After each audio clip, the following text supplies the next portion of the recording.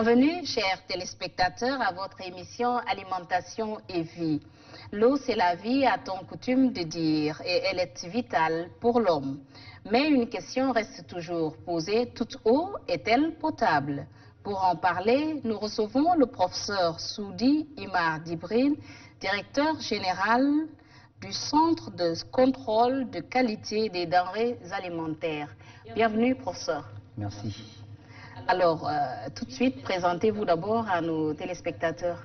Bien, je suis donc professeur Soudi Imar Djibril, je suis directeur général du Centre de contrôle de qualité des denrées alimentaires, en abrégé CECOPDA. Je suis également enseignant-chercheur et je suis également lauréat du prix OAPI 2018. D'accord. Professeur, tout de suite, qu'est-ce qu'une eau potable? Bien. Une eau potable est une eau qui est bonne pour la consommation et qui ne provoque pas de maladies, et une eau qui respecte les normes établies.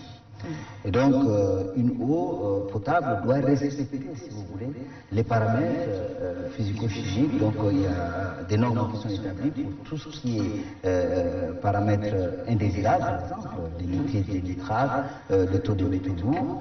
Et puis également, c'est une eau qui doit être exempte, si vous voulez, des micro-organismes, hein, surtout les coliformes, etc. Est-ce à dire que les eaux de puits, des mares, ne sont-elles pas potables? Bien, la potabilité de l'eau, comme je l'avais dit, elle dépend des normes qui sont établies. Nous travaillons avec les normes de l'OMS, nous avons également les normes nationales, et tous les pays ont leurs normes, en fait. Ce qu'il faut savoir, c'est que l'eau, c'est la vie. Elle doit être absolument potable pour ne pas provoquer des maladies. D'autant plus que l'organisme, il est constitué essentiellement de l'eau. Il est à plus de 70% constitué de l'eau. Et donc, à ce titre, l'eau est un élément indispensable dont il faut contrôler la potabilité. Vous êtes d'accord avec moi qu'il y a des zones au Tchad où on n'a pas encore de l'eau potable et que ce sont les eaux des puits qui sont consommées? Bien entendu. Quelle lecture faites-vous? Vous savez que l'eau provoque chaque année 5 millions de morts à travers le monde. À cause donc de la non-potabilité de l'eau. Et donc, un traitement de l'eau est indispensable. Que ce soit de l'eau de puits, on peut bien traiter d'abord localement. Avant de la consommer. Avec de l'eau de javel, on peut bien traiter l'eau. Hein, détruire donc tout ce qui est micro-organismes pathogènes. C'est-à-dire des micro-organismes qui peuvent provoquer des maladies. Et donc, il faut donc s'approprier, si vous voulez, tous les ménages, ils doivent s'approprier donc ces méthodes élémentaires des traitements de l'eau. Faire bouillir l'eau, ça permet également de détruire les micro-organismes qui provoquent des maladies, mais aussi traiter avec le chlore, hein, de l'eau de javel également. On peut bien faire juste une curée hein, dans 10 litres d'eau, et puis donc nettoyer par exemple les canaries, etc., tout ça, et mettre un peu de l'eau dans l'eau de javel dans l'eau que nous consommons. Ça permet donc non seulement de détruire les micro-organismes, ça permet également de floculer, si vous voulez, de précipiter les particules en suspension. Et donc, il est conseillé toujours, si nous utilisons l'eau de puits, etc., ce qu'on fait dans les canaries, dans les ménages, il faut toujours nettoyer l'eau et ne laisser pas l'eau séjourner dans les canaries pendant 2-3 jours. Il faut toujours nettoyer, laver les canaries avec de l'eau de javel, ça permet donc d'éviter. Malheureusement, professeur, en bon africain, quand on remplit la jarre, il faudrait que ça finisse avant qu'on ne remplisse à nouveau. Bien entendu, si à chaque fois on ne nettoie pas et on remplit le canard, ça devient plutôt un milieu de culture. Pour les microbes. Et pour les microbes. Et c'est ça qui provoque des maladies, des diarrhées. Et comme je disais tantôt, l'UNICEF avait tiré la sonnette d'alarme, l'eau tue 5 millions de personnes par an. C'est énorme. Quel est l'apport de l'eau pour l'organisme humain? Bien. Pour l'être humain. L'eau a des fonctions multiples. Et il est indispensable. Il est indispensable pourquoi? Parce que l'eau, c'est le milieu réactionnel. La vie elle-même, elle est apparue dans l'eau.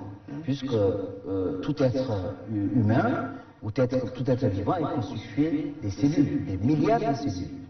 Et ces cellules sont constituées de l'eau. À 70% de la masse cellulaire, c'est de l'eau. Et donc, à ce titre, l'eau également intervient, si vous voulez, dans le transport des substances dissoutes et également l'évacuation des déchets issus du métabolisme. C'est-à-dire quoi? Parce que quand nous consommons nos aliments, que ce soit les fruits, les aliments comme les céréales, etc., tout ça, ces aliments sont chargés de biomolécules. Mais ces biomolécules ont besoin d'être transportées et diffusées au niveau de nos différents organes, différentes molécules, des biomolécules. Et ce n'est que l'eau qui joue ce rôle. Et voilà pourquoi, quand on consomme nos aliments, il faut toujours boire de l'eau pour permettre les réactions métaboliques. Pour permettre l'élimination des catabolismes et l'élimination d'anabolisme. Et donc, l'eau permet donc d'ioniser ces biomolécules, et ce qui permet donc la réactivité de ces molécules qui nous aident donc, à fonctionner. Professeur, il y a des gens qui ont aussi cette habitude de finir de manger avant de boire de l'eau. Il y en a aussi qui, tout en mangeant quelques bouffées, à chaque fois prennent un peu d'eau. Il est toujours conseillé de manger d'abord graduellement, parce qu'on a tendance à boire de l'eau à chaque fois, c'est pour pousser les aliments.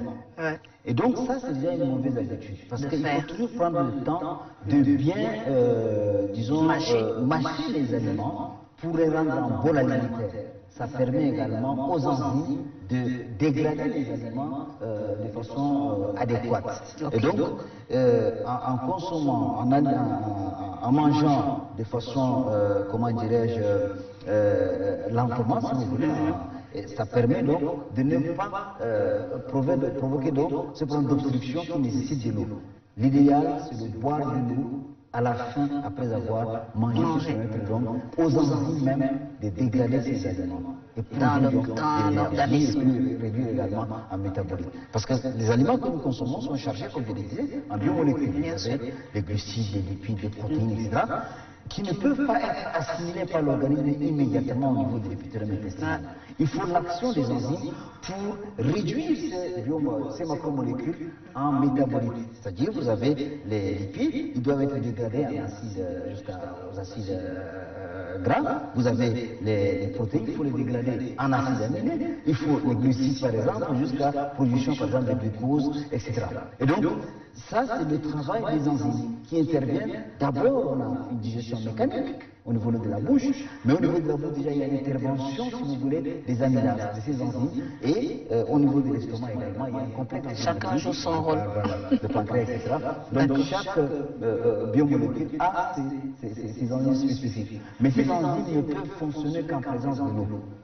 Il faut donc de l'eau pour pouvoir accélérer ces réactions enzymatiques. D'accord. Professeur, existe-t-il une quantité d'eau pour l'être humain à consommer par jour? Bien, ça dépend donc du climat. Ça dépend du climat, mais on estime à 2 litres d'eau par jour, 2 litres et demi, ça dépend. Si le climat est trop chaud, on a tendance toujours à boire plus d'eau. Vous savez, globalement, nous avons 3 sources de l'eau, ce qui est très important. L'organisme a 3 sources de l'eau, dont l'eau de boisson, c'est l'eau que nous consommons, après avoir mangé, etc. Mais il y a également l'eau de constitution des aliments. Même les aliments les plus secs que nous consommons contiennent de l'eau. Vous prenez par exemple une farine de maïs, il y a à peu près 5% d'eau, 5 à 10% d'eau. Quand vous prenez par exemple le pastèque, etc., que nous avons ici, c'est jusqu'à 90% d'eau. Donc quand nous consommons les aliments, nous nous approvisionnons en eau en même temps. Ça, c'est la deuxième source. Mais il y a une troisième source, c'est ce qu'on appelle l'eau métabolique. C'est-à-dire dans l'organisme, il y a les réactions chimiques qui se déroulent dans les fractions de secondes. L'organisme fabrique les hormones, il fabrique l'insuline par exemple, etc. Tout ça. La fabrication de ces molécules d'origine protéique, par exemple, nécessite, si vous voulez, l'association de plusieurs acides aminés. C'est ce qu'on appelle les liaisons peptidiques entre le groupement acide carboxylique et le groupement amine. Il y a toujours libération de molécules d'eau. Donc les réactions métaboliques également qui se déroulent dans l'organisme libèrent de l'eau également. Donc ça, c'est la troisième source d'eau de l'organisme. Mais nous perdons également de l'eau. Nous avons plusieurs sources de perte d'eau. La première source qui fait perdre beaucoup d'eau, c'est les urines.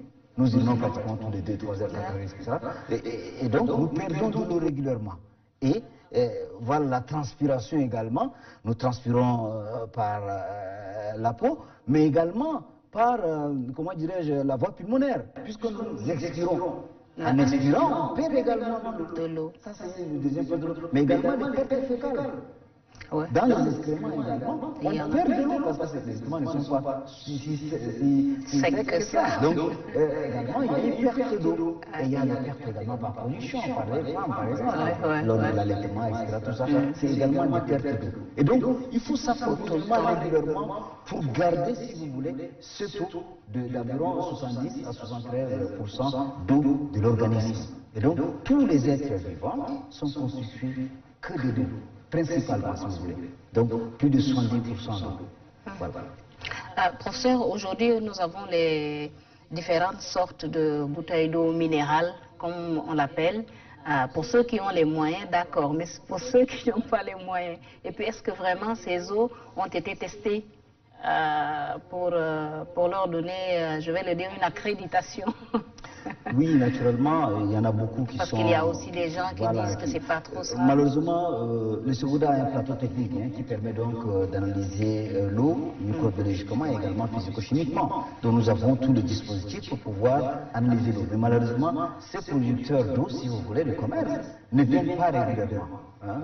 Pour faire analyser. Faire des analyses et puis repartir une fois pour toutes et pour dire voilà, on a le résultat. Non, c'est pas, comment dirais-je, un résultat qui doit être figé. Non, le contrôle doit être régulier, en amont comme en aval. Donc même au niveau de la production, il faut qu'on contrôle l'eau.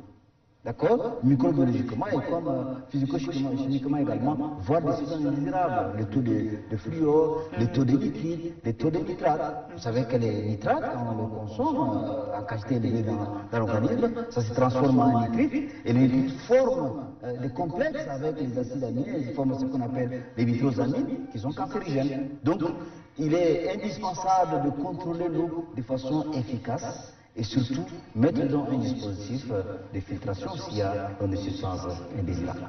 Est-ce qu'il y a une date d'expiration sur ces emballages d'eau minérale?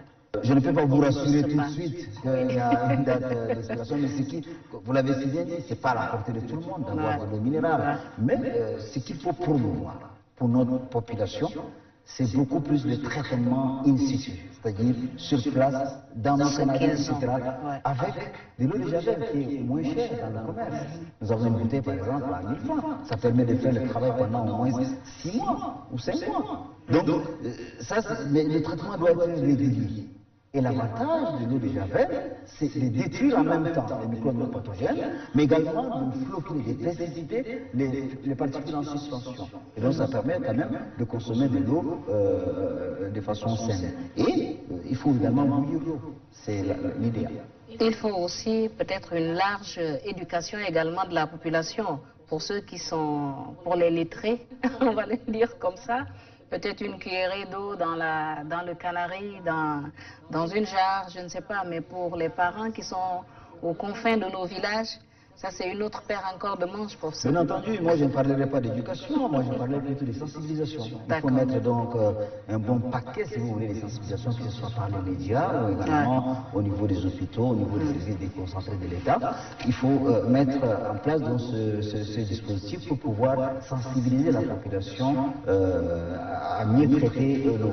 En faisant bouillir, ça permet quand même de détruire les microbes qui causent des maladies. Autant de maladies. Voilà. Votre mot de fin?